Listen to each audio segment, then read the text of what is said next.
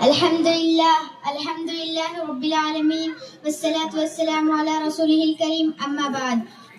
أعوذ بالله من الشيطان الرجيم بسم الله الرحمن الرحيم وإنك لعلى خلق عظيم. Respected audience, teachers, parents and my dear friends, today I am here to speak about Akhlaq Hasana. All praise is due to Allah. We praise Him, seek His help and ask for His forgiveness. Respected brothers and sisters, one of the most important teachings of Islam is good character, Akhlaq Hasana. Islam is not only a religion of beliefs and rituals, but also a religion of behavior, manners, and dealings with people. The Prophet Muhammad ﷺ said, "The most beloved of you to me and the closest to me on the day of judgment are those who have the best character."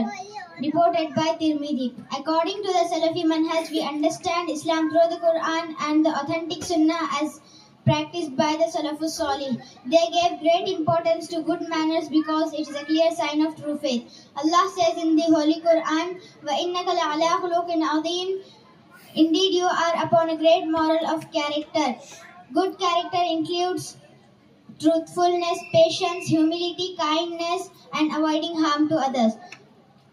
The Salafis used to say that good manners are parts of the Sunnah and the means of calling people without words.